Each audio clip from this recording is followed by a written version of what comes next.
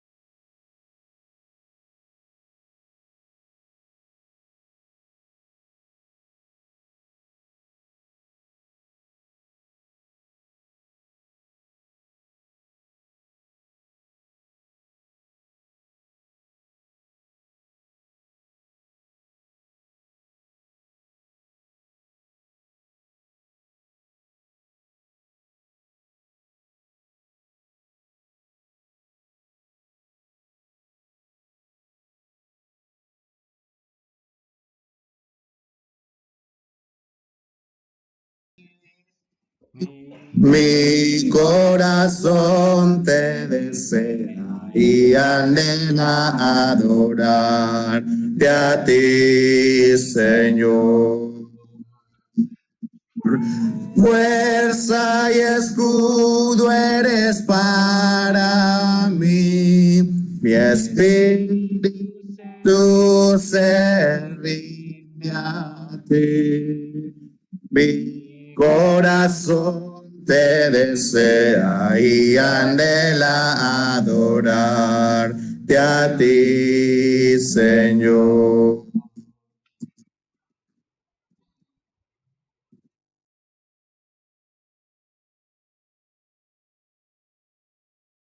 Muy buenos días, queridos hermanos. Espero me escuchen todos bien. Un gran saludo y un fuerte abrazo para todos allá en Estados Unidos, a todos los hermanitos, sus familias, y igualmente a los que están aquí en Bogotá y los que están conectados por medio de los dispositivos y por medio del internet. En esta mañana, queridos hermanos, les quiero compartir Primera de Tesalonicenses, capítulo 5, versículos del 12 al 24. La palabra del Señor dice así: Pablo a los hermanos. Os rogamos, hermanos, que reconozcáis a los que trabajan entre vosotros y os presiden en el Señor y os amonestan, y que los tengáis en mucha estima y amor por causa de su obra. Tened paz entre vosotros. También os rogamos, hermanos, que amonestéis a los ociosos, que alentéis a los de poco ánimo, que sostengáis a los débiles, que seáis pacientes para con todos. Mirad que ninguno pague a otro mal por mal. Antes, seguid siempre lo bueno, unos para otros y para con todos. Estad siempre gozosos, orad sin cesar, dad gracias en todo, porque esta es la voluntad de Dios para con vosotros en Cristo Jesús. No apaguéis no menospreciéis las profecías, examinadlo todo, retened lo bueno. Absteneos de toda especie de mal, y el mismo Dios de paz os santifique por completo, y todo vuestro ser, espíritu, alma y cuerpo, sea guardado irreprensible para la venida de nuestro Señor Jesucristo. Fiel es el que os llama, el cual también lo hará. Amén, hermanos. Entonces, aquí el Señor nos instruye. Llamen la atención a los ociosos, animen a los de poco ánimo, apoyen a los débiles, como lo dice en el versículo 14. Para hacerlo bien, hermanos, tenemos que saber a qué categoría pertenece cada persona, ¿no? Si ayuda ansioso, podemos alentar su pereza. Si ya menciona a alguien débil o desanimado, podríamos descorazonarlos. Por eso ayudamos mejor conociendo de cerca a la persona para lo que necesita, ¿no? También podemos dar lo que consideremos, no solo lo que nos haga sentir bien. Así podremos ser pacientes con todos, incluso cuando tropiecen, ¿no? Así que, hermanos, esta es una linda enseñanza que nos deja Pablo por medio de su carta. Así que, hermanos, me acompañan en la oración, por favor. Vamos a orar. Amado Padre, amado Señor, santificado sea tu precioso y poderoso nombre en esta mañana. Te alabamos, te bendecimos, Señor, te damos todo honor, toda gloria, toda honra, solo a ti, Padre Santo. Gracias, Señor, por este hermoso día, por esta hermosa mañana, por permitirnos estar aquí reunidos para alabarte, Señor, para darte las gracias por lo bueno y lo maravilloso que eres para con todos nosotros, por tu fidelidad, Señor, por tu gran amor, porque nueva es tu misericordia cada día para con nosotros, amado Padre. Te damos gracias, Señor, porque eres grande y poderoso, Señor, porque eres bueno todo el tiempo para con nosotros, Señor. Así nosotros te fallemos, Señor, tú sigues ahí fiel con nosotros.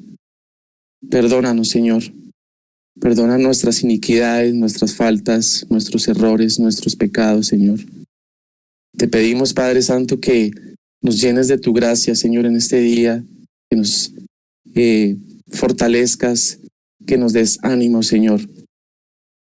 También te pido, Padre, en esta mañana, por la nietecita, hermana Hanna, te pedimos por ella, Señor, te pedimos que la fortalezcas, que le des ánimo, que le des vida, que le des salud, de acuerdo a tu voluntad, Señor, y también fortalece a sus familiares, a la hermanita Hanna, Señor, ocupada, dale ánimo, Señor. Y también, Padre, que seas tú derramando de todo tu amor sobre todos ellos y sobre todos sus familiares, Señor.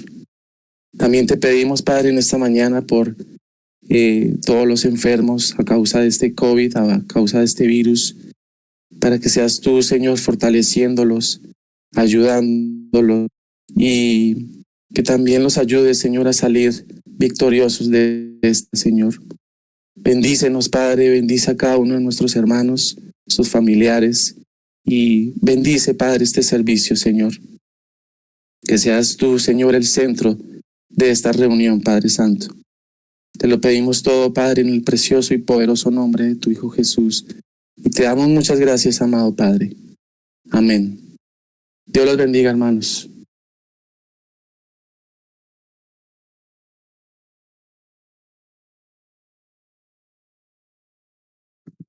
Bueno, hermanos, continuando con los cantos, vamos a cantar Porque Él vive. Dios nos envió a su Hijo Cristo, Él es amor, paz y perdón. Por mí murió en el Calvario, mas de la tumba con poder resucitó. Porque Él vive, no temo el mañana, porque Él vive, seguro estoy.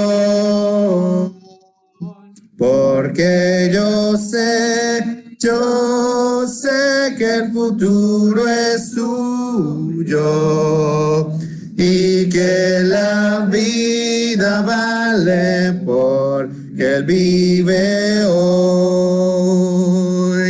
Grato es tener a un tierno niño, precioso don que Dios nos da.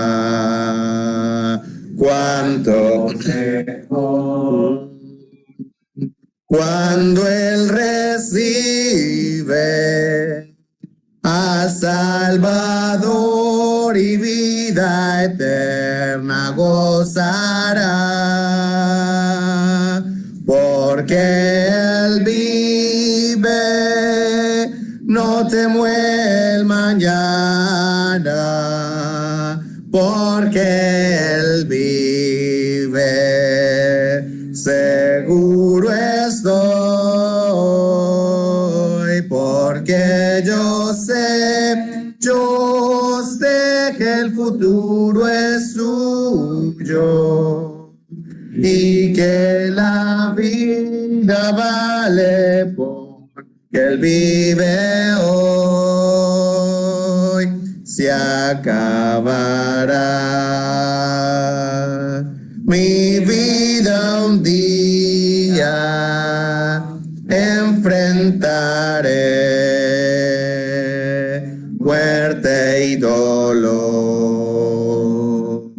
mas a Jesús veré la gloria y reinaré con mi triunfante Salvador, porque Él vive, no temo el mañana, porque Él vive, seguro estoy, porque yo sé que el futuro es suyo y que la vida vale porque Él vive hoy. Amén.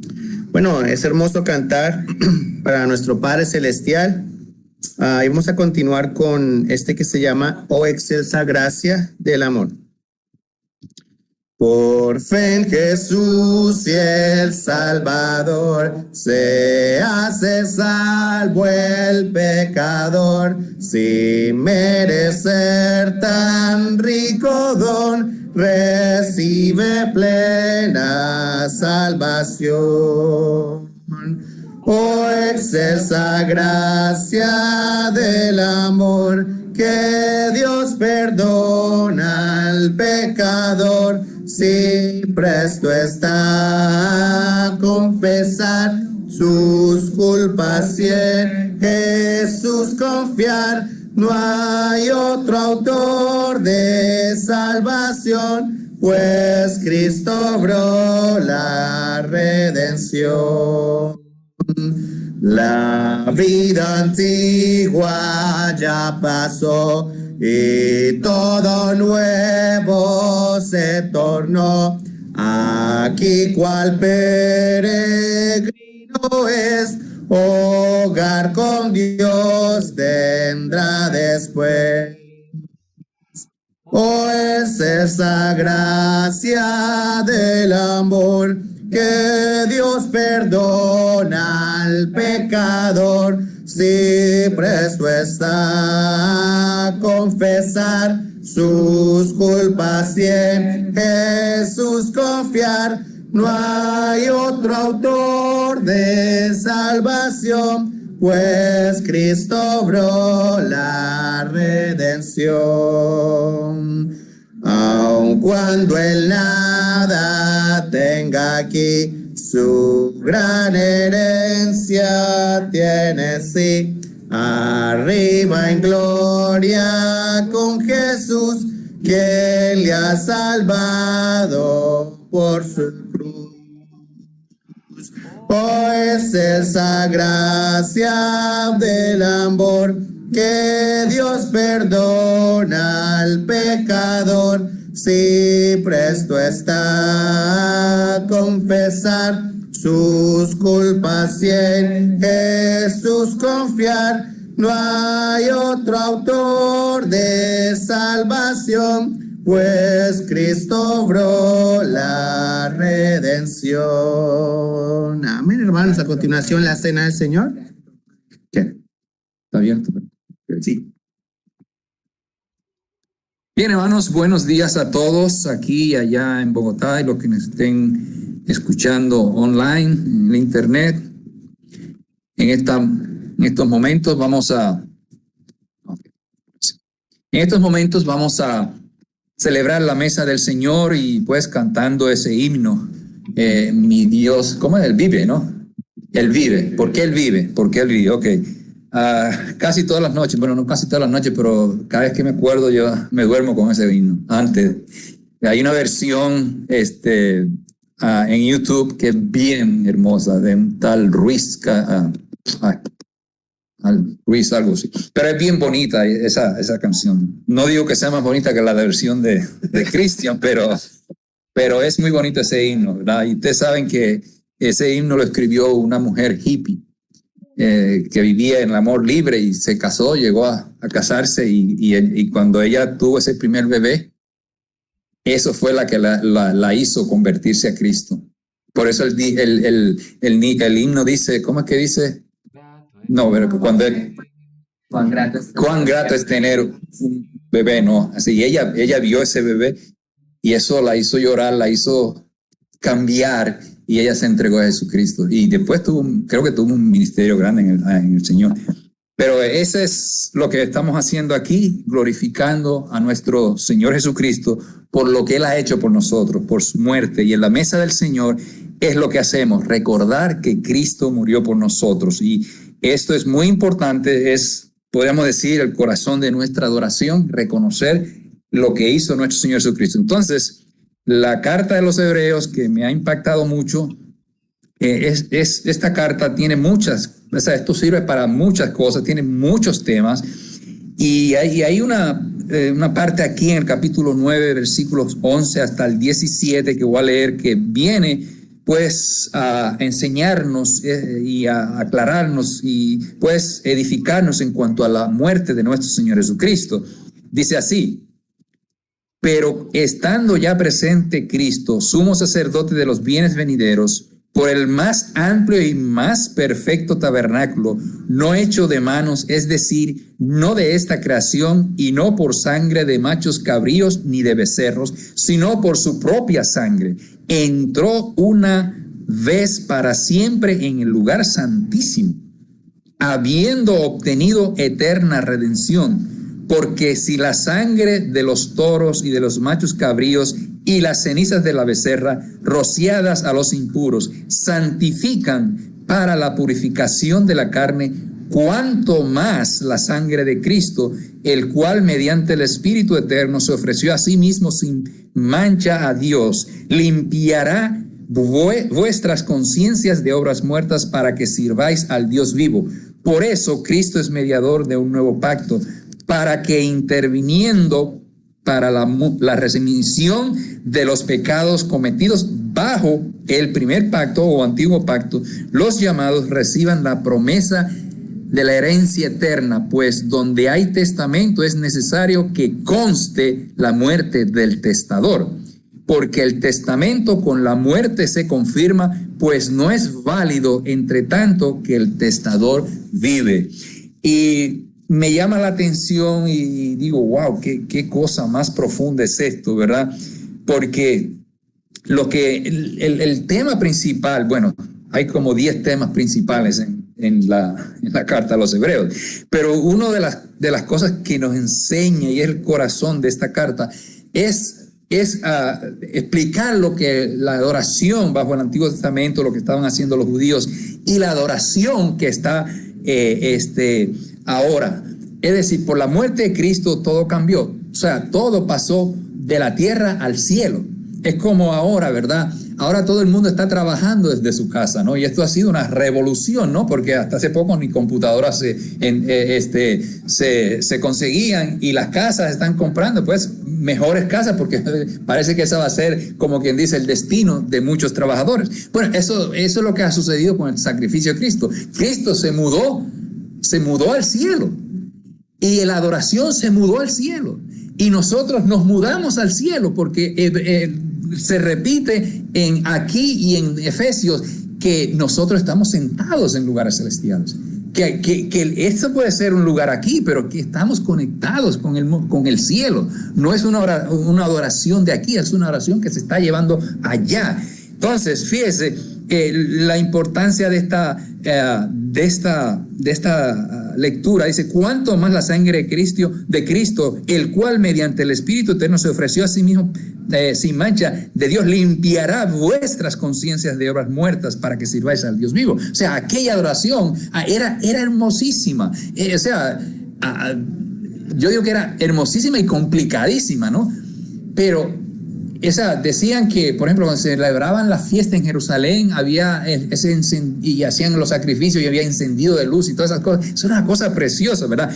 Pero toda esa preciosidad, todo ese arte, no limpiaba la conciencia del pecado. O sea, esa es la importancia de la muerte de nuestro Señor Jesucristo, que nosotros, aun si pecamos, no es que queramos pecar, aun si pecamos, no estamos destituidos. No estamos destituidos. Es como el que se vacuna, pues le puede picar el virus, lo que sea, pero pues está protegido, ¿verdad? Entonces nosotros, la importancia de esta muerte es que nos protege.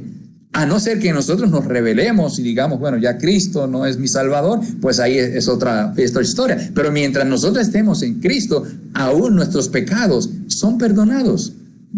Pero es por la sangre de nuestro Señor Jesucristo. Porque fíjese que en el versículo 15 dice que eso alcanzó, fíjese, tan poderoso fue la muerte en la cruz de Cristo. La sangre de Cristo, que dice: por esto Cristo es mediador de un nuevo pacto, para que interviniendo muerto para la remisión de los pecados cometidos bajo el antiguo pacto, bajo el primer pacto. Quiere decir que los trillones de pecados que hubieron en el Antiguo Testamento, se cometieron en el Antiguo Testamento, se borraron.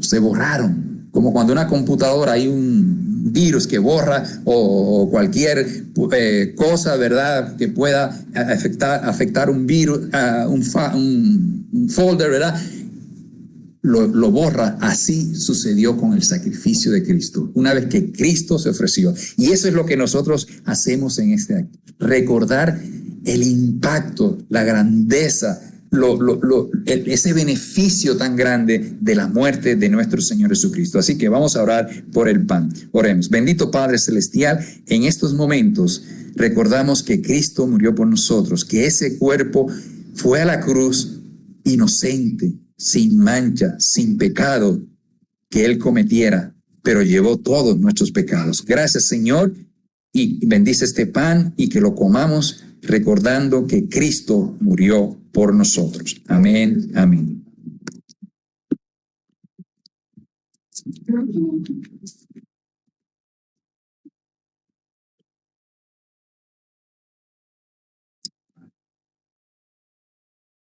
Oremos, oh Señor, vamos a orar en estos momentos. Padre justo, Padre santo, Padre amado, gracias porque tu Jesucristo voluntariamente llegó a la cruz. Por su voluntad en esa voluntad fuimos santificados, porque Él derramó sangre en la cruz, derramó su sangre, su propia sangre, para perdonar, borrar, eliminar el pecado de nuestras vidas. Gracias, Señor, y gracias por este fruto de la vid. Bendícelo y que lo tomemos recordando que sangre inocente fue derramada. Amén. En su nombre oramos. Amén. Amén.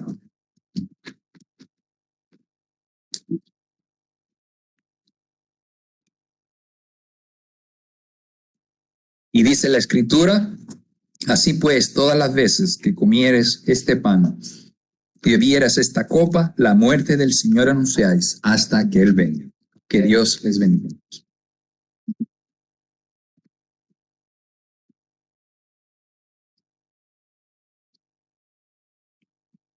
Gracias, hermanos. Después de haber participado de esa cena para nuestro Padre Celestial y recordar la muerte de nuestro Señor Jesucristo, vamos a continuar con otro canto. Confío en ti. Ciegamente confiamos en nuestro Padre Celestial, así que vamos a cantar con mucha alegría. Para este canto vamos a ponernos de pie los que están aquí. Y vamos a hacer una pequeña dinámica. Es que cuando digamos confío en ti, repiten confío en ti. Sí, otra, o sea, se repite. Básicamente, muy sencillo. Se van a dar cuenta exactamente de lo que estamos hablando. Así que vamos a cantar, hermanos, con mucha alegría. Quiero decirte, mi buen Señor, que en los días tristes de más dolor confío en ti, confío en ti, confío en ti, confío en ti. En el amor que me prometiste en la vida eterna, yo sé que existe. Confío en ti, confío en ti, confío en ti, confío en ti, confío en ti, Señor, en el raudal de amor, en tu poder y en tu salvación. Confío en ti, Señor, en el raudal de amor, en tu poder y en tu salvación. Aunque este cuerpo que tengo ahora no tenga aliento, de todas formas confío en ti, confío en ti. Y enfermedades ni los temores, y en medio de todos mis dolores confío en ti, confío en ti, confío en ti, confío en ti, Señor, en el raudal de amor, en tu poder y en tu salvación. Confío en ti, Señor, en el raudal de amor, en tu poder y en tu salvación. Aunque otros duden de tus poderes y menosprecien lo grande que eres, confío en ti, confío en ti, confío en ti, confío en ti, porque yo sé que todo lo puedes, allí estaré cuando otros volvieren. Confío en ti, confío en ti, confío en ti, confío en ti, confío en ti, Señor, en el raudal de amor, en tu poder y en tu salvación. Confío en ti, Señor, en el raudal de amor, en tu poder y en tu salvación. Amén, hermanos, se pueden sentar. Vamos a cantar este que se llama Jesucristo. En Jesucristo, fuente de paz, en horas negras de tempestad, hallan las almas dulces olas, grato consuelo, felicidad. Gloria cantemos al Redentor, que por nosotros quiso morir, y que la gracia del Salvador siempre dirija nuestro vivir. En nuestras luchas, en el dolor, en tristes horas de tentación, calma le infunde santo vigor, nuevos alientos al corazón. Gloria cantemos al Redentor, que por nosotros quiso morir, y que la gracia del Salvador siempre dirija nuestro vivir. Cuando en la lucha y el alma vence, desfallece. Cristo nos dice, siempre os daré gracia divina, santo poder. Gloria cantemos al Redentor, que por nosotros quiso morir, y que la gracia del Salvador siempre dirija nuestro vivir. Amén. A continuación, la enseñanza.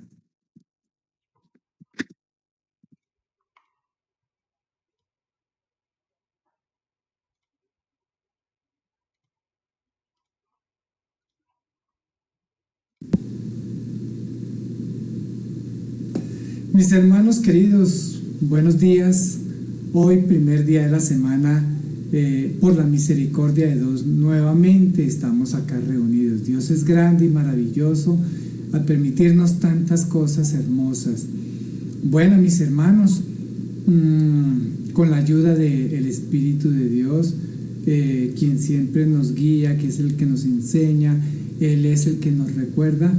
Espero que esta reflexión de esta mañana sea de gran provecho para todos, que nuestros corazones estén siempre dispuestos a llenarnos de la palabra de Dios. Bueno, mis hermanos, hoy yo quiero que hablemos sobre la administración de las cosas de Dios.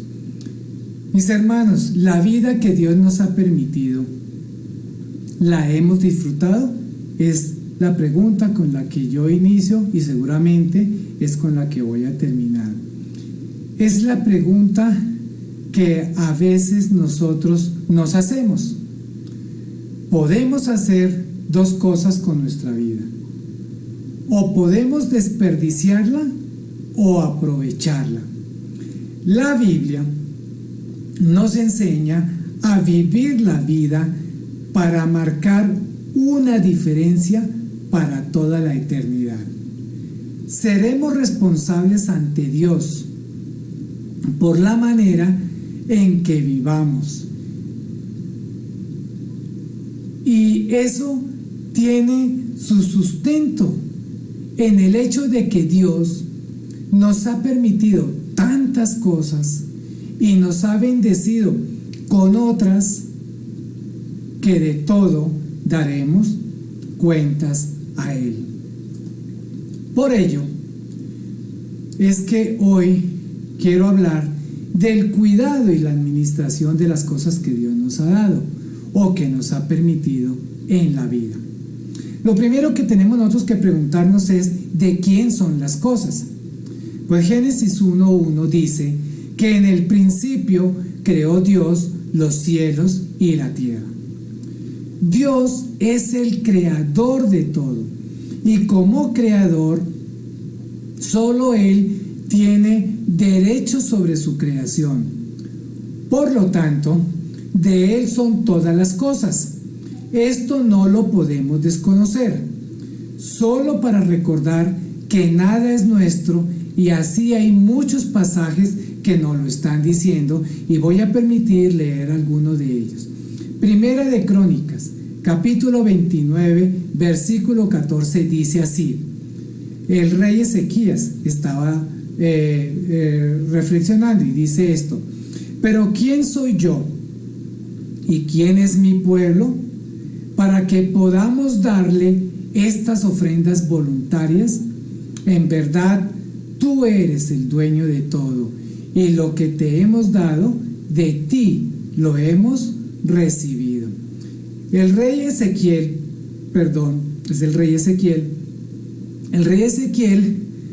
está reconociendo que él no es dueño de nada y que si está ofrendando algo a Dios es de lo mismo que Dios le dio, es decir, está devolviendo algo de lo que Dios le dio al rey Ezequiel. Bueno, mis hermanos, el Salmo 24:1 dice Del Señor es la tierra y todo cuanto hay en ella. El mundo, y ojo, mire, y cuantos lo habitan, es decir, nosotros, todo lo que tiene vida, todo, incluido nosotros que somos su creación principal, le pertenecemos a Él. Hebreos capítulo 1, versículo 1 al 2 dice lo siguiente: Dios, habiendo hablado muchas veces y de muchas maneras en otro tiempo a los padres por los profetas, en estos postreros días, es decir, en los últimos, nos ha hablado por el Hijo, a quien constituyó heredero de todo, y mire, y por quien asimismo hizo el universo. Juan capítulo 1, versículo 1 al 3, es un pasaje que lo hemos leído muchas veces. Dice: en el principio era el Verbo, y el Verbo era con Dios, y el Verbo era Dios. Este era el principio con Dios. Este era en el principio con Dios. Todas las cosas por Él fueron hechas, y sin Él nada de lo que ha sido hecho fue hecho. En Él estaba la vida, y la vida era la luz de los hombres. Estos son solamente algunos de los más de 15 versículos en la palabra de Dios que nos dicen cómo fue la creación y de quién es la creación. Entonces, mis hermanos, la historia antigua nos mostró, por ejemplo, que los reyes de Egipto creían que se podían llevar las cosas que acumulaban y eran enterrados con joyas, con comida y sus sirvientes incluso, en grandes y majestuosas tumbas. Y hoy, mis hermanos, 3000 años después, se han encontrado las cosas, joyas, adornos, vasijas y los restos de las personas que fueron sepultadas en esas tumbas. Luego nada se llevaron. A partir de este entendimiento, entonces es que nosotros podemos ver de una manera correcta y valorar no solo las posesiones que tenemos, sino lo que es más importante, la propia vida humana. No somos dueños de nosotros mismos, como lo veremos más adelante. En este sentido, debemos reflexionar que Dios no toma nada de nosotros, pues todo es de Él. Si algo damos, solo estaríamos devolviendo de lo que Él nos ha dado. Así lo dijo también el rey Ezequiel. La mayordomía en la práctica implica el cuidado de todo lo que está aparentemente bajo nuestro control, de todo lo que se nos ha confiado. Y digo aparentemente porque en realidad quien tiene el control de todo es Dios. Esto significa que como administradores designados por Dios, somos administradores de lo que le pertenece a Dios. Y ya sabemos qué es lo que le pertenece a Él, todo. Y estamos bajo su inquebrantable mando mientras administremos sus asuntos. Es decir, nosotros administramos bajo la autoridad de Dios. Una mayordomía fiel significa que reconocemos plenamente que no somos dueños ni siquiera de nosotros mismos, sino que le pertenecemos a Jesucristo, el Señor, quien se dio a sí mismo por nosotros. Luego, ser administradores o mayordomos implica consagrar y dedicar nuestra propia vida y nuestras posesiones al servicio de Dios. Entonces, vamos a definir cómo entiende o cómo ve la palabra de Dios la palabra mayordomo. Mayordomo viene de la palabra griega epítropos, que significa comisionado, administrador doméstico, guardián o tutor. Pero en otros pasajes se utiliza la palabra oikónomos, que también significa administrador, curador, tesorero o encomendado. En la mayoría de los pasajes de Pablo se utiliza la palabra oikónomos. En algunos de los evangelistas y en el Antiguo Testamento se utiliza la palabra epítropos, que como ya lo dije, significa comisionado, administrador doméstico, guardián o tutor.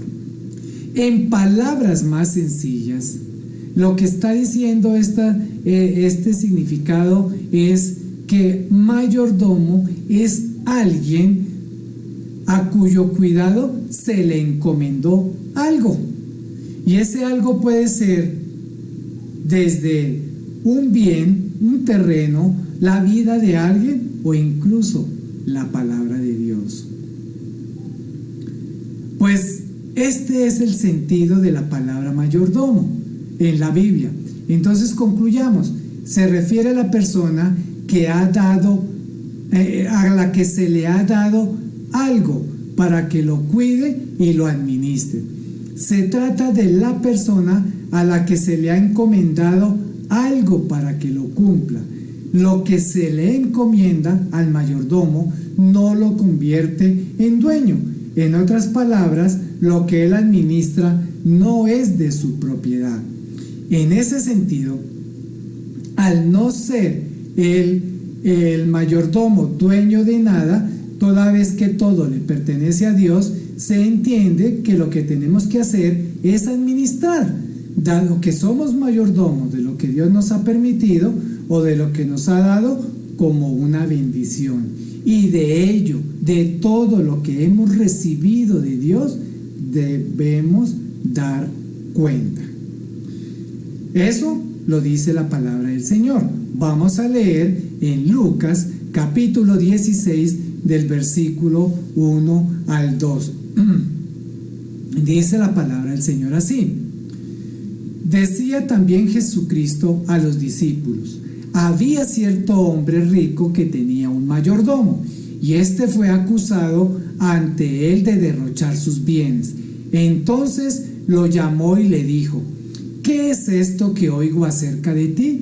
Rinde cuentas de tu administración, porque no puedes ser más mayordomo. Mis hermanos, un mayordomo no es cualquier persona. De este pasaje se deduce que para ser mayordomo se requiere de muchas cualidades: de obediencia, de responsabilidad, de cumplimiento, de esfuerzo, capacidad y ante todo de confianza, porque es que uno no le confía a cualquier persona el cuidado de sus bienes. Y noten, mis hermanos, que el dueño de todo le pidió cuentas al mayordomo de su labor realizada como administrador de lo que se le encomendó. Nosotros tendremos que rendir algún día cuentas a Dios de lo que Él nos entregó o nos encomendó o nos permitió para cuidar y para administrar.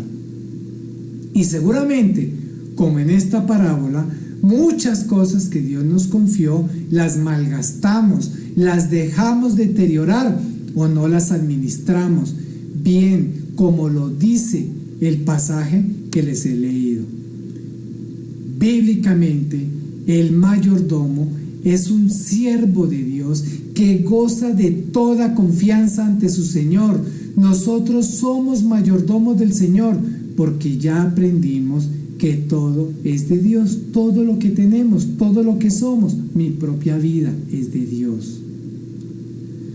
Un mayordomo al servicio de un humano común y corriente o al servicio de Dios reconoce que es un administrador y no propietario de los bienes que está administrando, y por lo tanto a él es al que se le pide cuentas por lo que él administró.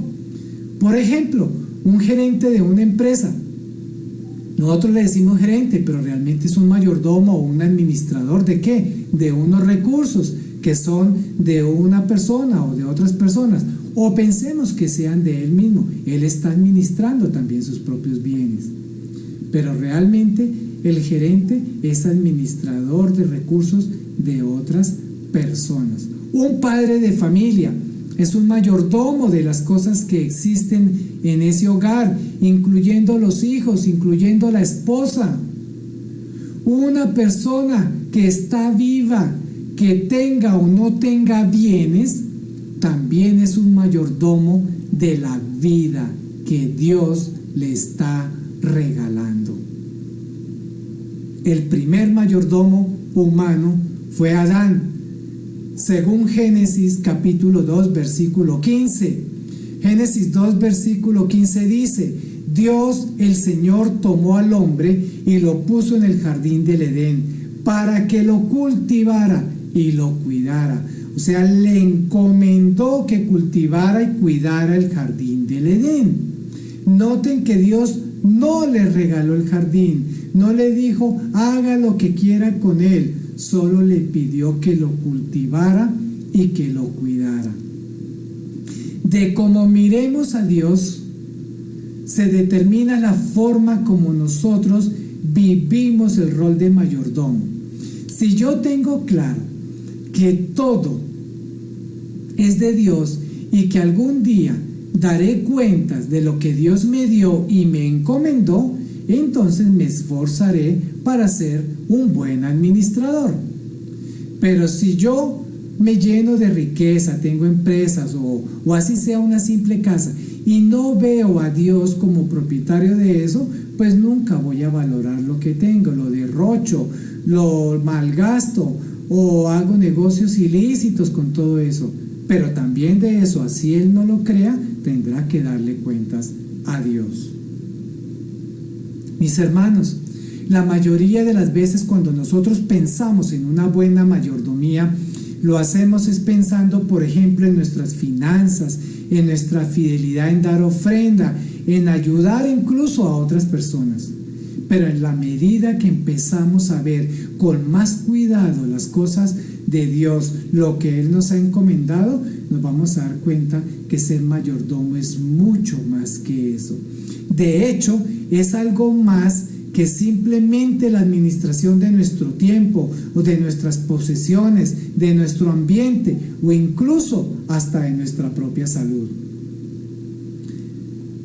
Entonces, reflexionemos por un momento sobre lo que se entiende por ser mayordomo o cuidador y qué es lo que debemos cuidar. Identifiquemos lo que Dios nos ha dado o lo que Dios nos ha encomendado para que nosotros administremos. Entonces está la vida, está el tiempo, la familia, las posesiones, y yo le llamo posesiones al trabajo normal, a la casa, al vehículo, así sea una bicicleta que tengamos, etcétera, etcétera. Y lo más importante de lo que Dios nos ha encomendado para que administremos está la palabra de Dios, la gracia y las riquezas de Dios. Vamos a hablar de las cosas que hemos recibido de Dios y de lo que nos encomendó, las cuales debemos administrar y de las cuales daremos cuentas a Él. La primera, mis hermanos, entonces, la vida. La vida es un regalo de Dios. Vamos a leer Hechos capítulo 17, versículo 24 al 25, dice así: El Dios que hizo el mundo y todas las cosas que hay en él, siendo Señor del cielo y de la tierra, no habita en templos hechos por manos humanas, ni es honrado por manos de hombres, como si necesitase de algo. Ojo con lo que sigue aquí. Pues Él es quien da a todos vida y aliento y todas las cosas. Yo podré decir, mis hermanos, que yo tengo una casa o que tengo un apartamento, mis hermanos, que lo conseguí con mi trabajo. La verdad es que Dios me lo dio. Si tengo vida, Dios me la dio, así esté enfermo, pero Dios me dio la vida y me dio el aliento de vida.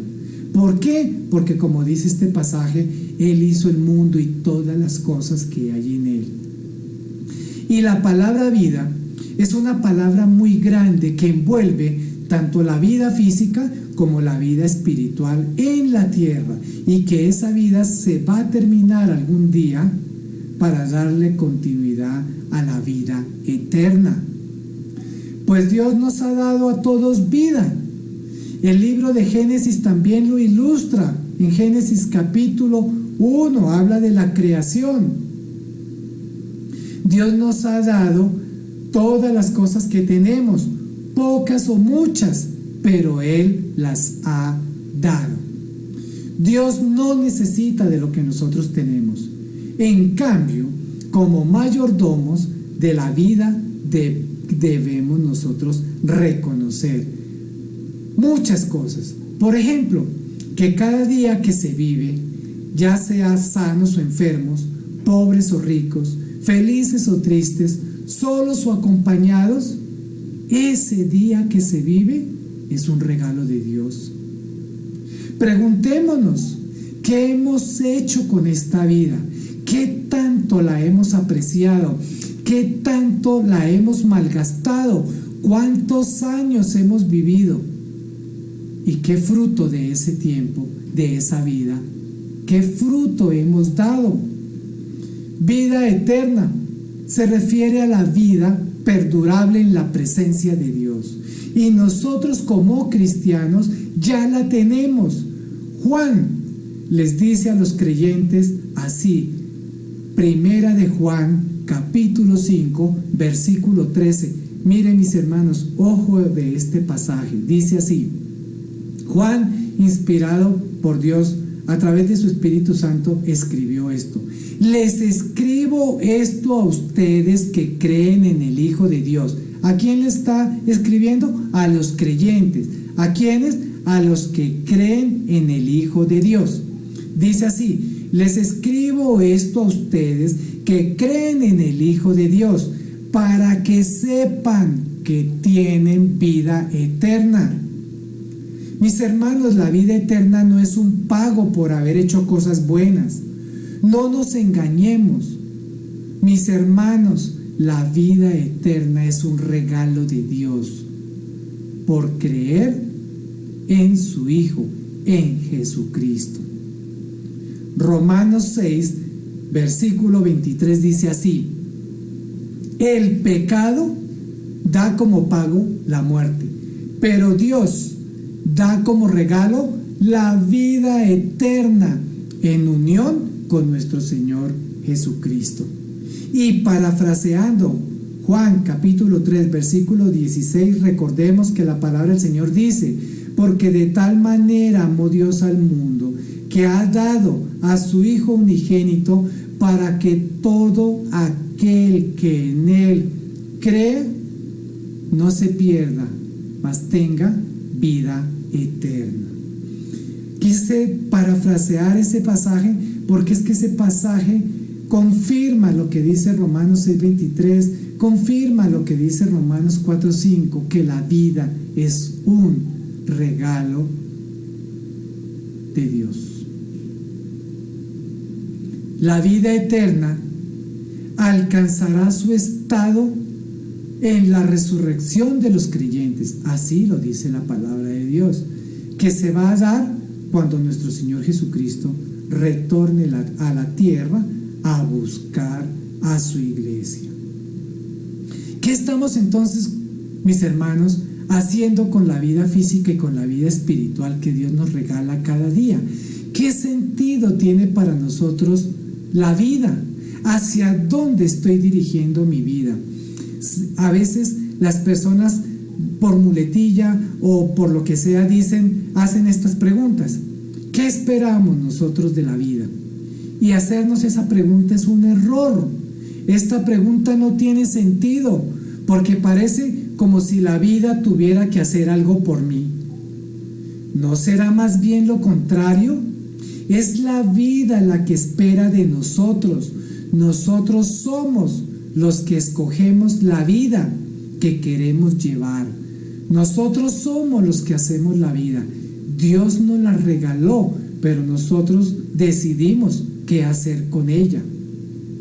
¿Se acuerdan de ese pasaje en Deuteronomio capítulo 30 versículo 19? Lo que dice: te he dado a escoger entre la vida y la muerte. Escoge pues la vida para que vivas tú y tu descendencia. Entonces, hasta aquí concluyamos. Dios nos regala la vida y nosotros decidimos qué hacer con ella. Luego, la clase de vida que queremos llevar la escogemos nosotros, pero eso sí, como dicen los pasajes que ya hemos leído, de eso daremos cuentas a Dios. Muchas ocasiones vemos la vida como una cadena de sufrimientos y por momentos se nos hace que vivimos encadenados a la confusión, al desorden, al pecado, al sufrimiento, esclavos a veces de las posesiones, de los sentimientos, de las emociones. Sin embargo, al contemplar el amor y la misericordia de Dios, nos damos cuenta que cada situación vivida es una oportunidad o una prueba que nos prepara Dios para mejorar. Las pruebas de Dios nos fortalecen la fe. Pero en cambio, las tentaciones de Satanás nos hunden en el pecado. Por eso me parece importante que veamos la vida como un continuo surgir, como una continua transformación para cambiar, para mejorar, que la palabra de Dios es lo que llama el proceso de santificación.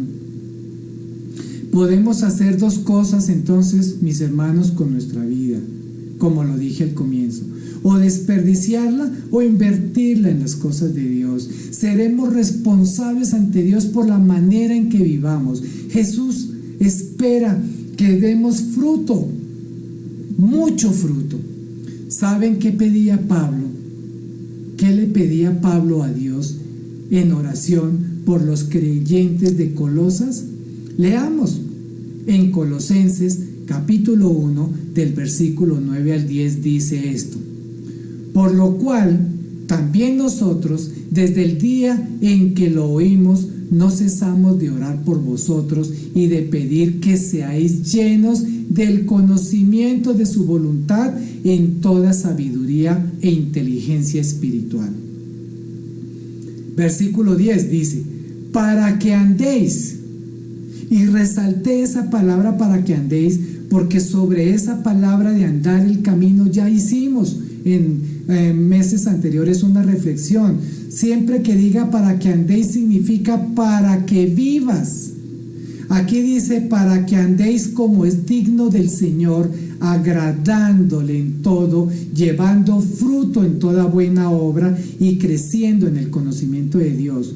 Lo podríamos decir para que vivas como es digno del Señor, agradándole en todo, llevando fruto en toda buena obra y creciendo en el conocimiento de Dios. Es decir, que la vida que Dios nos ha dado la debemos dedicar para agradar en todo a Dios, para llevar fruto de toda buena obra y para crecer en el conocimiento de Dios. O como lo dijo en segunda de Pedro, capítulo 3, versículo 11 al 12, inspirado Pedro por el Espíritu Santo, dijo lo siguiente: ya que todo será destruido de esa manera, pregunta, ¿no deberían vivir ustedes como Dios manda, siguiendo una conducta intachable, esperando ansiosamente la venida del día de Dios? La venida del día de Dios es el día en que nuestro Señor Jesucristo regresa. Entonces Él nos dice que vivamos de una manera intachable, esperando ansiosamente la venida de nuestro Señor Jesucristo. Entonces, mis hermanos, ¿será que mi vida sí está impactando positivamente a las personas que están cerca de mí? ¿Será que mi estilo de vida al menos me genera paz y satisfacción duradera? ¿O estoy agradando a Dios con mi forma de vivir? ¿O apenas vivo momentos y no más? ¿Mi vejez la estoy disfrutando? Esto, por ejemplo, para los jóvenes, ¿cómo están pasando su juventud? ¿Qué están sembrando? La juventud, ¿qué siembra para recoger después? Nosotros, mis hermanos, podemos estar sembrando para vida o sembrando para muerte, o estar dando fruto para vida o para muerte. Los que han cosechado empresas, riquezas, bien o mal habidas, los que cayeron en drogas, en la prostitución, los que derrochan el dinero, los que viven esclavos de negocios, de empresas, los que viven su vida a su conveniencia, apartados de la palabra de Dios, creen que han aprovechado la vida.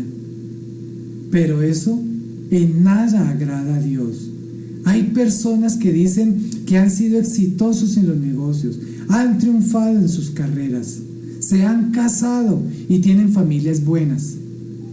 Pero si todo esto está por fuera de la palabra de Dios o del conocimiento de Dios, han desperdiciado o malgastado la vida.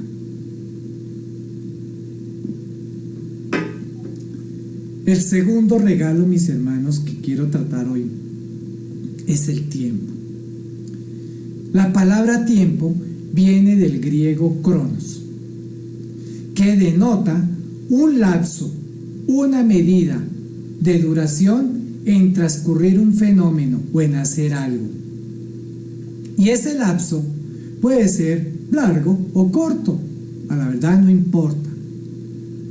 Dios a cada uno de nosotros nos dio un lapso de tiempo de vida.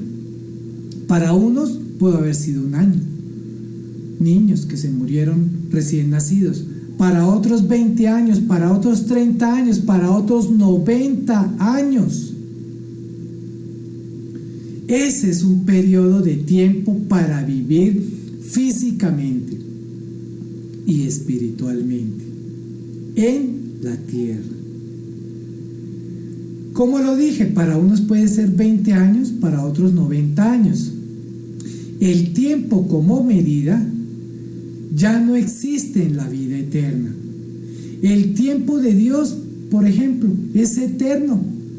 Por eso, para Él no hay pasado, no hay futuro. Dios vive siempre en un presente. Él está siempre con nosotros. Y así estas cosas no las podamos entender. Así el tiempo en la eternidad sea un misterio, porque no nos cabe la idea de cómo es esa eternidad. Nosotros sí debemos ser conscientes que nuestra vida corporal, mortal, acá en la tierra, tiene un límite. Somos finitos físicamente. Nos debemos entonces ocupar por el tiempo vivido aquí en la tierra. Ese sí cuenta. Y también de la forma como administremos el tiempo, daremos cuenta a Dios. Un segundo de tiempo antes de la muerte es oro. Mire lo que dice el salmista en el Salmo 39, capítulo 39, versículo 4 al 5, dice así: hazme saber, Señor, el límite de mis días y el tiempo que me queda por vivir. Hazme saber lo efímero que soy. Muy breve es la vida que me has dado. Ante ti, mis años no son nada. Un soplo nada más es el mortal. Y no sabemos cuántos años tenía el salmista cuando escribió esto. Pudo haber tenido 20 años, pudo haber tenido 80 años, 20 años u 80 años. El salmista lo ve como un soplo nada más. La vida es muy breve, no importa cuántos años hayamos vivido. Lo que realmente importa es el tiempo de la vida eterna, porque en la vida eterna ya no hay tiempo. Cuando el tiempo se nos acaba, entonces pedimos más. En Segunda de Reyes, capítulo 20, Ezequías supo que pronto moriría y le pidió a Dios más años de vida. Y Dios le concedió 15 años más de vida, pero Ezequías murió finalmente.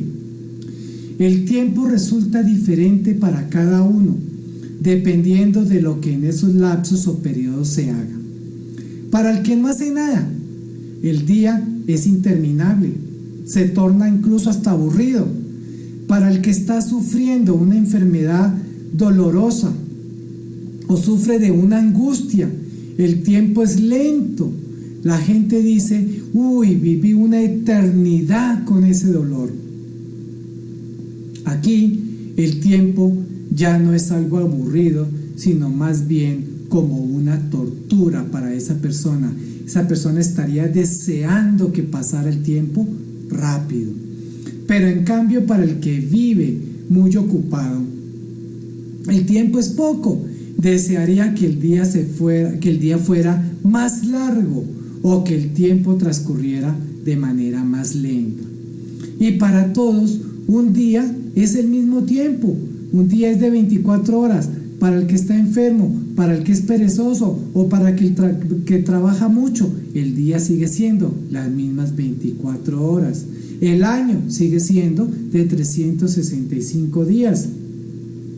Es posible que ante los ojos de Dios, el que vivió 20 años haya hecho más que aquel que vivió 80.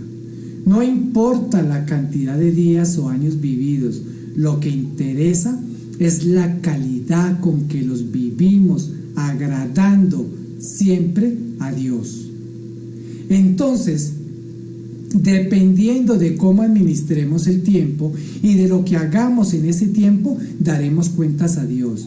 Voy a leer una fracción de Eclesiastés capítulo 11, versículos 6 al 9. Miren, mis hermanos, lo que dice este pasaje. Por la mañana siembra tu semilla y a la tarde no dejes reposar tu mano, porque no sabes cuál es lo mejor, si esto o aquello, o si lo uno o lo otro es igual de bueno. Suave ciertamente es la luz y agradable a los ojos ver el sol. Pero aunque un hombre viva muchos años y en todos ellos tenga gozo, acuérdese sin embargo que los días de las tinieblas también serán muchos. Todo cuanto viene es vanidad. Alégrate, joven, en tu juventud. Mire este consejo para los jóvenes. Alégrate, joven, en tu juventud, y tome placer tu corazón en los días de tu adolescencia, y anda en los caminos de tu corazón y en la vista de tus ojos. Pero sabe que sobre todas estas cosas te juzgará Dios. Es decir, aquí se está diciendo que yo así pueda vivir muchos años y en todos los años haya gozado y aún así haya tenido momentos de aflicción. De todo voy a tener que dar cuentas a Dios, porque a la final todas esas cosas pueden resultar solo vanidad. Cada año que comience, mis hermanos, cada día que amanezca, fijémonos unas metas, definamos con Dios unos planes, que el tiempo no pase sin dar fruto. Hay personas que dicen: es que a mí no me alcanza el tiempo. Mis hermanos, es un engaño decirlo y además creerlo. Pues como dice Eclesiastés capítulo 3, que los invito a que lo lean completo en sus casas, y que yo solamente voy a leer el versículo 1, este pasaje nos dice que hay tiempo para todo. Eclesiastés capítulo 3, versículo 1 dice así: todo tiene su momento oportuno. Hay un tiempo para todo lo que se hace bajo el cielo. Dice, hay un tiempo para todo lo que se hace bajo el cielo. Y ahí en adelante dice, hay tiempo para nacer, tiempo para morir, para plantar, para cosechar, etcétera, etcétera. No es que tenga poco tiempo realmente, más bien es que pierdo a veces mucho tiempo, no lo administro bien. Mis hermanos, el tiempo no lo puedo estirar, ni lo puedo acortar. El tiempo no lo puedo ahorrar para gastarlo después. El tiempo sencillamente pasa. Bueno, ahora hablemos de otros regalos de Dios. Están las aptitudes, las cualidades, las finanzas, las posesiones, casa, carro, trabajo, familia, hijos, cuerpo, dinero. Y para esto me apoyo de una parábola que se llama la parábola de los talentos. En Mateo 25, versículo 14 al 30, trata de un hombre rico que se va de viaje y llamó a sus siervos y les encargó sus bienes y les repartió monedas de oro. A uno le dio 5,000, a otro le dio 2,000 y a otro 1,000. Pero no se las regaló, se las dio de acuerdo a sus capacidades para administrar. Y les dijo: y cuando regrese, pediré cuentas de lo que les he encargado. Esta es una parábola que tiene que ver con el regreso de nuestro Señor Jesucristo, así como el de las 10 vírgenes. Por eso, en el mismo capítulo están estas dos parábolas. Cuando nuestro Señor Jesucristo vuelva y lleve a su iglesia al cielo, se sentará en su trono de juicio y juzgará a su pueblo. Eso lo dice Romanos capítulo 14, versículo 10 al 12. O también lo dice 2 de Corintios capítulo 5, versículo 8 al 11.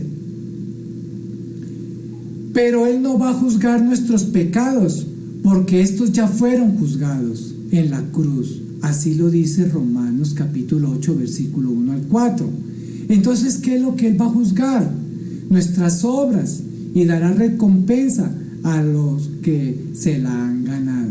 Primera de Corintios capítulo 3, versículo 9 al 15 dice: o compara nuestras obras como obras de oro, de plata, piedras preciosas, madera, heno, hojarasca. Es una forma de ilustrar la calidad de nuestras obras, la calidad de nuestro servicio a Dios, las cuales serán probadas por fuego. Una forma de explicar si lo que hicimos o dejamos de hacer agradó o desagradó a Dios es probando esas obras en el fuego, como dice la palabra de Dios en ese día cuando venga nuestro Señor Jesucristo. Las obras que se quemen fueron obras inútiles. Estas parábolas sugieren que Jesucristo juzgará a 3 tipos diferentes de creyentes o de siervos o de administradores: al obediente y al desobediente, que en la parábola de Mateo 25 lo refiere como fiel o infiel; a los siervos vigilantes o los despistados, que es lo que narra en la parábola de las 10 vírgenes; y a los siervos útiles e inútiles, en la parábola de Mateo 25 del hombre rico. El hombre rico es Dios, y los hombres dignos de su confianza somos nosotros. El rico encargó sus bienes en hombres de su confianza y repartió sus bienes para que los administremos de acuerdo a la capacidad. Así lo dice el pasaje: y cuando vuelva pide cuentas. Entonces, esos talentos representan las oportunidades para usar nuestras capacidades. Si a la persona con capacidad mínima le hubiera dado más, pues se hubiera fracasado más. Pero si al hombre que tenía más capacidad le dio poco, entonces estaría casi que ese hombre como desperdiciado, como subestimado.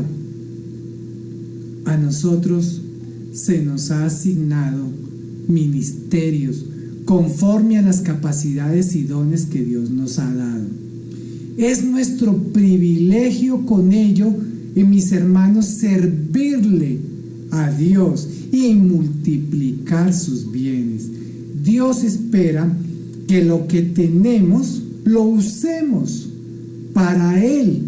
Podemos compartirle a otras personas que tienen necesidades, a ayudarlos, a apoyarlos, porque también podemos estar corriendo el riesgo de lo que no usamos para el Señor también se puede llegar a perder o no dar fruto que agrade a Dios, así como lo está mostrando ese pasaje.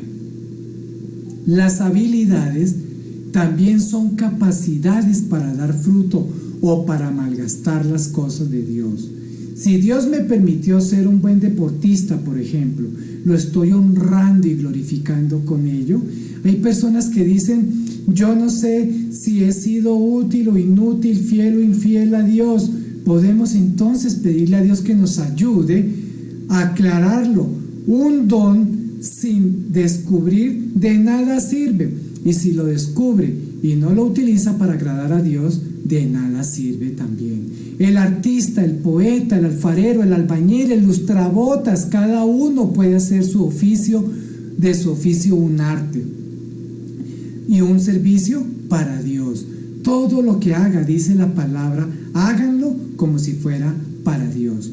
La mayoría de las personas de éxito o acomodadas no le dan la gloria a Dios por lo que tienen, y ellas creen que no necesitan de eso porque fueron que sus capacidades, sus aptitudes, su esfuerzo lo que le permitió tener éxito. Claro, pero ¿quién le dio la vida a ese hombre? ¿Quién le dio las capacidades? ¿Quién le dio los talentos, las cualidades, las aptitudes? Se las dio Dios. Entonces, cuando no damos a nosotros, cuando nos damos a nosotros mismos la gloria o el mérito, le estamos robando la gloria y la honra a Dios. Hagámonos muchas preguntas, mis hermanos. Si Dios me dio inteligencia, ¿cómo la estoy aprovechando? ¿Para ser corrupto? ¿Para estafar? ¿Para engañar? ¿O para hacer el bien? ¿Qué estoy haciendo con los ojos? ¿Qué estoy mirando? ¿Qué no debo mirar? Pongamos nuestros ojos en las cosas de Dios. Mis ojos espirituales deben ver lo que Dios quisiera que yo viera. ¿Qué estoy haciendo con mis manos? ¿Qué tanto bien o mal hago con ellas? ¿Tomo lo que no me corresponde? ¿Dejo de hacer lo que no me corresponde?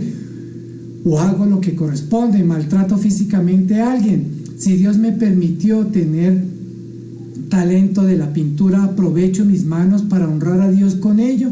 Hay quienes pintan, miren mis hermanos, con la boca y con los pies porque no tienen manos, y con eso honran a Dios. Con mis pies, ¿a dónde me llevan mis pies? ¿A qué lugares voy? ¿A lugares debidos o a lugares indebidos? ¿Qué estoy haciendo con mi lengua? ¿Murmuro, chismes, calumnias, injurias, ofensas? ¿O estoy dando bendición con mi boca? ¿Qué estoy haciendo con la mente? ¿Qué clase de pensamientos permanecen en mí? ¿Qué cosas me imagino? ¿Cuántas mentiras maquino a diario? ¿Qué estoy haciendo con los oídos? ¿Qué escucho? Vulgaridades, cuentos obscenos, música satánica, murmuraciones, chismes. Y en general, ¿de qué vicios me estoy contaminando? ¿Alcohol, cigarrillos, drogas, sexo indebido?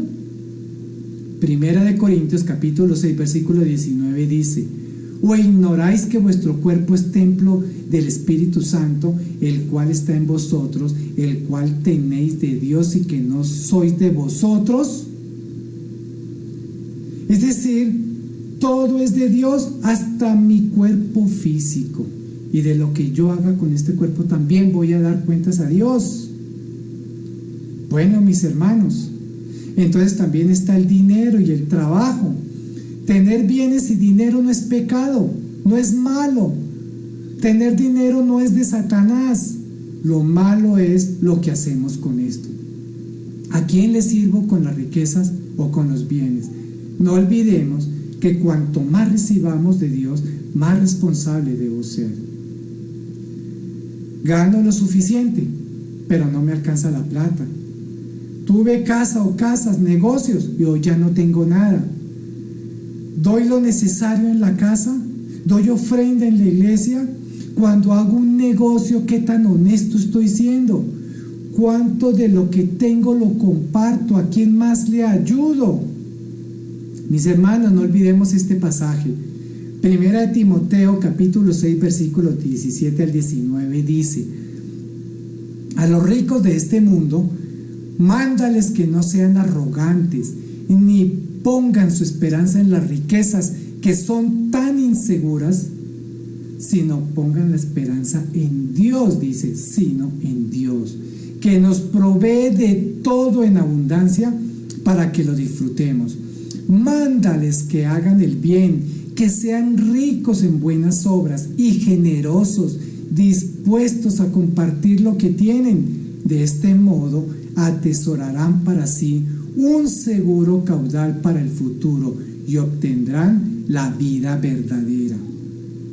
Todo lo que Dios nos ha dado es para que nos beneficiemos y beneficiemos a otros, y ante todo, mis hermanos, lo glorifiquemos a Él, glorifiquemos a Dios. Dios quiere que seamos excelentes administradores de todo lo que hemos recibido, que lo bueno que hay dentro de nosotros, sea poco, sea mucho, lo tenemos de Dios. Que reconozcamos que por su bondad, a pesar de nuestros pecados, hemos sido bendecidos con hermosos regalos como los talentos, la vida, el tiempo, la inteligencia, la creatividad, la familia, los hijos, el esposo, la esposa. Que como buenos siervos y administradores debemos cumplir la misión que Dios nos encargó. Y por último, mis hermanos, la palabra de Dios nos fue dada o encomendada para administrarla. Primera de Corintios, capítulo 4, versículo 1 al 2 dice así: así pues, ténganos los hombres por servidores de Cristo y administradores de los misterios de Dios. Ahora bien, se requiere de los administradores que cada uno sea hallado fiel. Mis hermanos, Pablo le dice a los creyentes de Corinto que lo vean a él como servidor de Cristo, no la cabeza de la iglesia, porque ese es el lugar de Jesucristo. Y luego dice, y que lo vean a él como administrador de los misterios de Dios, misterios de Dios. Pues por ser administrador de los misterios de Dios, se requiere, dice allá, ser fiel, como lo dice el versículo 2. Dice que se requiere que cada siervo sea hallado fiel. Esto es algo similar a lo que decía la parábola del hombre rico que ya mencionamos atrás. En el Nuevo Testamento, mis hermanos, un misterio es un secreto. Un secreto o misterio es una verdad que estuvo escondida desde tiempos atrás, pero que ahora es revelada al pueblo de Dios por el Espíritu Santo, que es Dios. Pablo fue la persona que Dios utilizó de manera especial para dar a conocer los diferentes misterios que se relacionan con el Evangelio, así como lo dice Efesios capítulo 3. ¿Y cuáles son esos misterios? Voy a leer una partecita. Efesios 3:6 dice que los gentiles son coherederos y miembros del mismo cuerpo y copartícipes de la promesa en Cristo Jesús por medio del Evangelio. Esto quiere decir, mis hermanos, que en el redil, es decir, en el rebaño de Dios, también están los no judíos denominados gentiles. Esa es la razón por la cual hay que enseñar el Evangelio a todas las personas. La palabra en el versículo 2, la palabra que dice allá requiere, está indicando que hay que serle fiel a Dios, fiel a su palabra, que se requiere para ser buenos mayordomos la fidelidad a Dios. Nosotros tenemos que ser fieles a la gran comisión. ¿Lo estamos siendo, mis hermanos? Si Dios nos encomendó enseñar con lujo de detalles el Evangelio, que desde el Antiguo Testamento se trató de un misterio para los destinatarios del mismo, esta enseñanza debía darse a conocer con toda fidelidad. ¿Y por qué habla de esa fidelidad? Porque yo puedo estar orando o enseñando o alabando herejías y no la palabra de Dios.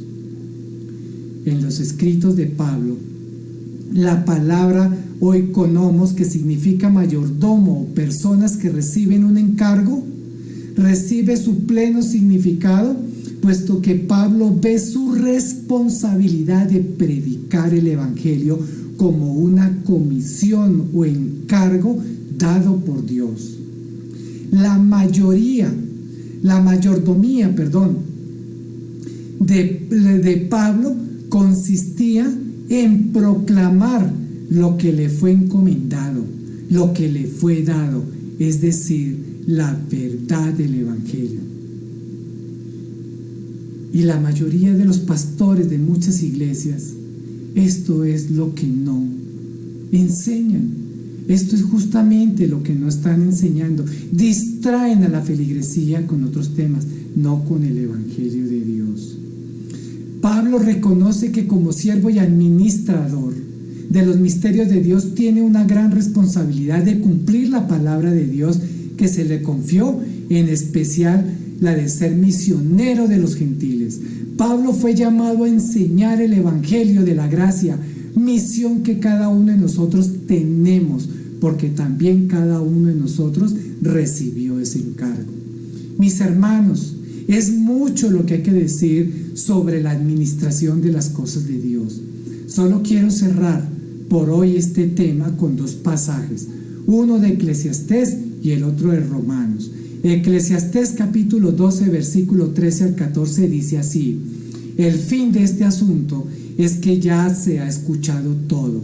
Teme pues a Dios y cumple sus mandamientos, porque esto es todo para el hombre. Pues Dios juzgará toda obra, buena o mala, aún la realizada en secreto. Y Romanos capítulo 14, versículo 11 dice: está escrito, tan cierto como que yo vivo, dice el Señor, ante mí se doblará toda rodilla y toda lengua confesará a Dios. Así que cada uno de nosotros tendrá que dar cuentas de sí a Dios. Mis hermanos, debemos hacer un examen de nuestra vida y de las cosas que Dios nos ha dado, que Dios nos ha permitido y nos ha encomendado como administradores de las cosas de Dios, y sacar como conclusión si he aprovechado o desperdiciado la vida. Que Dios nos ayude a ser buenos administradores de todo lo que Él nos ha dado, nos ha encomendado. Feliz resto del primer día de la semana y del resto de la semana. Que Dios nos permita congregarnos nuevamente el próximo primer día de la semana. Bendiciones, mis hermanos, en Cristo Jesús.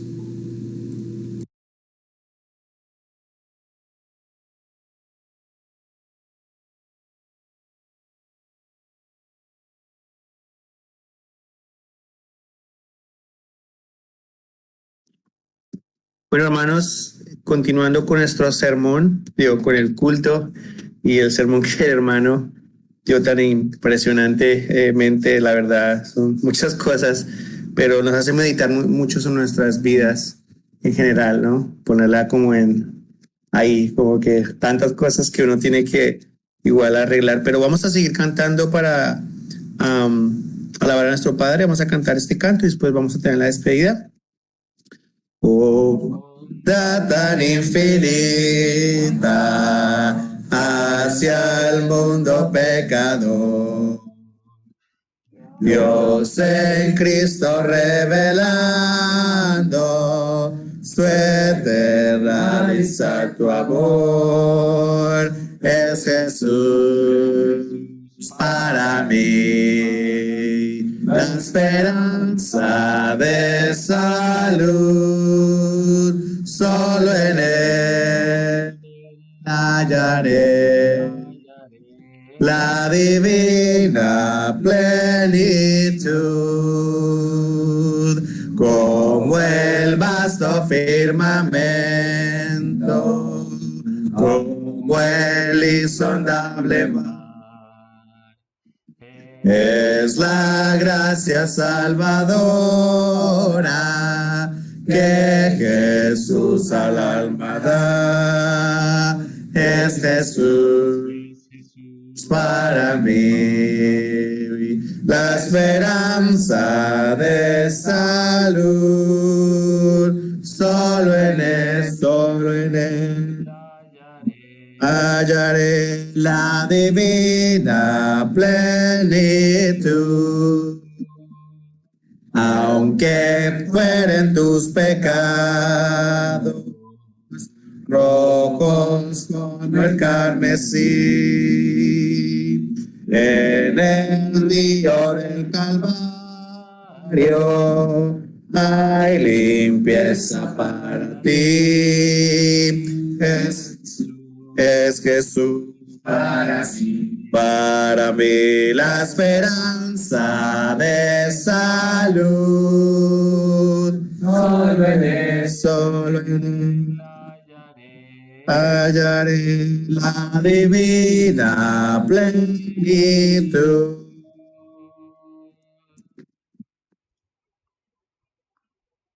Bueno, mis hermanos, qué gozo haber estado esta mañana aquí, dedicarle un poco de nuestro tiempo al Señor, como nos enseñaba nuestro hermano. Todo lo que tenemos viene de Él, incluyendo el tiempo. A veces nos pesa darle una mañanita y sentimos como que se desperdició, pero así no es.